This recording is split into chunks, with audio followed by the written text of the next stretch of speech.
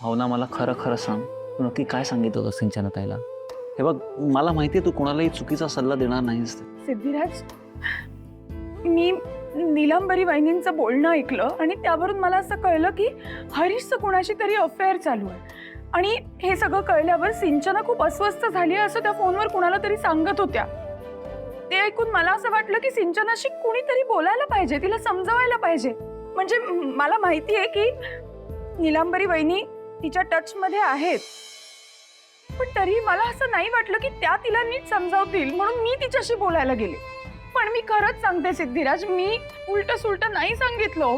उलट मी तिला असं म्हणाले की हरीश असं वागतोय म्हणून तू असंच केलं पाहिजे असं काही नाहीये. उलट तुम्ही एकमेकांशी बोला, चर्चा करून गोष्टी सॉल्व्ह करा असं मी सांगितलं. मी खरंच तिला असं दुसरं काही नाही सांगितलंय. नाही, पण झालंय असं भावना की मुद्दाम नकळत कोणीतरी तुमचं बोलणं रेकॉर्ड केलंय, मग ते एडिट केलंय आणि मग ते व्हायरल केलंय. आणि हे सगळं फक्त तुझी इमेजची नाचक्की करण्यासाठी, इमेज खराब करण्यासाठी केलंय.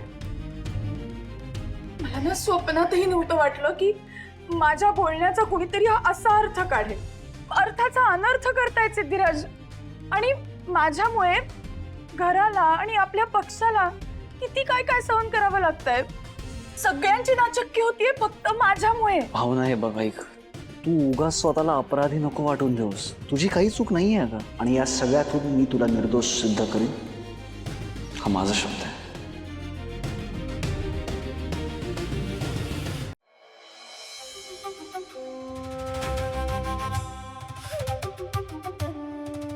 हो, बघा ना, भावनाने काय करून ठेवलंय. काळे पाटलाच्या सोनीने स्वतःच्याच नंदीला अफेअर करण्यासाठी भडकवलं. मला नाही वाटत नीलंबरी हे भावनाने सिंचनाला सांगितलंय असं. या उलट मला असं वाटतं की भावनाचं बोलणं मुद्दामून कोणीतरी एडिट करून चॅनलपर्यंत ते पोहोचवलं आणि ही माहिती ज्याने कोणी पोहोचवली ती व्यक्ती मला माहिती आहे, ती आहे तू. मी? माझा काय संबंध? काल तू त्या एडिटर सोबत बोलत होतीस ना, भावनाचा आवाज एडिट कर, ते यासाठीच ना. भावनाच्या भाषणामधला रेकॉर्डिंगचा जो व्हिडिओ आहे ना, त्यातनं एक छोटासा व्हिडिओ घेतलाय मी. त्याचा रील बनवणार आहे आणि आपल्या पक्षाच्या अकाउंटवरून तो पोस्ट करते. मी असं का करेन? माझा काय संबंध? उगाच खोटं बोलू नकोस नीलंबरी. बऱ्या बोलाने काय ते खरं सांग, नाही तर बाहेर जाऊन मी सगळ्यांना सांगेल, मग काय होईल ते मी सांगू शकणार नाही. अहो, माझ्यावर विश्वास ठेवा, मी काहीच केलेलं नाही. अरे विश्वास ठेवण्याच्या लायकीची आहेस का तू? लवकरात लवकर सांगा, नाही तर बाहेर जाऊन सगळ्यांना सांगेल मी. अहो, ऐका ना, मला माफ करा. भावनाची बदनामी करायची होती, पण मला नाही माहिती या क्लिप्स यांच्यापर्यंत कोणी पोहोचवल्या. मला माफ करा प्लीज. तुला जरा लाज वाटते का ग? जरा काय साध्य होतं तुला हे असं वागून? नाही, माफी तर तुला अजिबात मिळणारच नाही. पण या सगळ्या प्रकरणात तू फक्त भावनाचं नुकसान नाही केलंय, अख्ख्या घराचं नुकसान केलंयस. आता पप्पाला आणि आजीला जाऊन मी सगळं सांगणार आहे, मग तेच ठरवतील तुझं काय करायचंय ते. मला माफ करा प्लीज, मला माफ करा. मला खरंच नाही माहिती या क्लिप कशा बाहेर आल्या त्या. मी खोटं नाही बोलत आहे. विश्वास ठेवा माझ्यावरती. आणि तुम्ही सोडून या घरात कोणीच आदर नाहीये माझं. प्लीज मला माफ करा. हे बघ, या सगळ्या प्रकरणात मी तुला माफ करेल हे तर होणं शक्य नाही. तरी मी तुझी बाजू पप्पांजवळ आणि आजीजवळ मांडेल. कारण तुझ्या लेखी जरी आपल्या नात्यांची किंमत नसली ना, तर माझ्या लेखी आहे.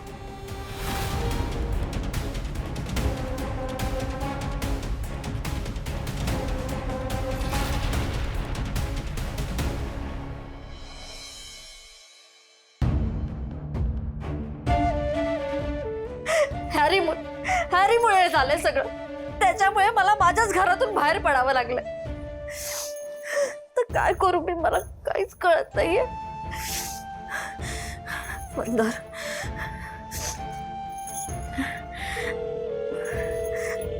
मंदार फोन उचल. मंदार प्लीज फोन उचल. I need you.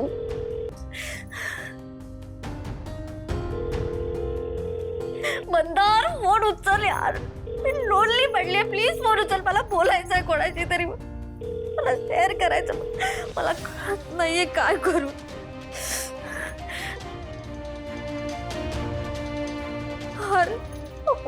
समजत नाही मी कोणाची बोलू, मला काही कळत नाहीये. खूप एकटी पडली.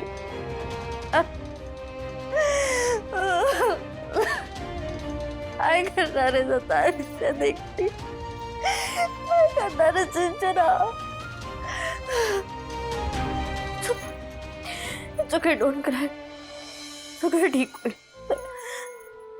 तुझ्याकडे स्वतःचा जॉब आहे, तुझं घर आहे. You can manage everything. तू एकटी सगळं करू शकतेस.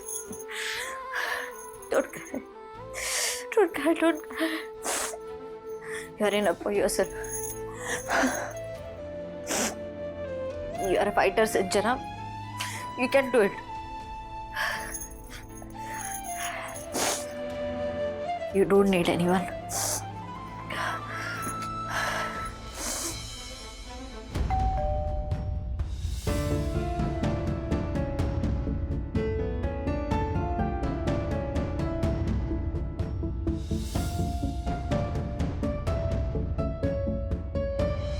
हा एक महत्वाचं काम आहे. ती क्लिप कोणी एडिट केली आणि मीडियापर्यंत कशी पोचली आहे हे त्वरित तात्काळ ताबडतोब मला कळव. 2 तासात मला सगळं कळलं पाहिजे. ठीक आहे, ठेव फोन. दादा ऐक, बरं झालं तू आलास, मला भेटलास. 15 मिनिटांसाठी निलंबारी वहिनींना त्यांच्या रूममधनं बाहेर काढ. माझी खात्री आहे की तिकडे आपला काहीतरी नक्की सापडेल. नाही दादा दादा प्लीज प्लीज, मी हात जोडतो पाहिजे तुझ्या. प्लीज माझ्यासाठी प्लीज.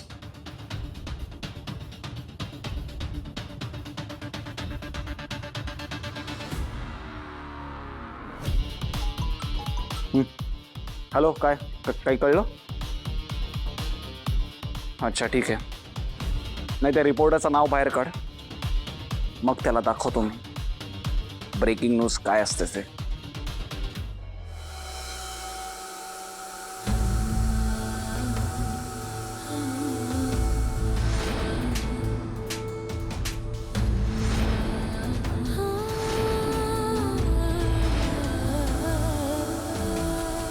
वीणा, अगं हे वीणा,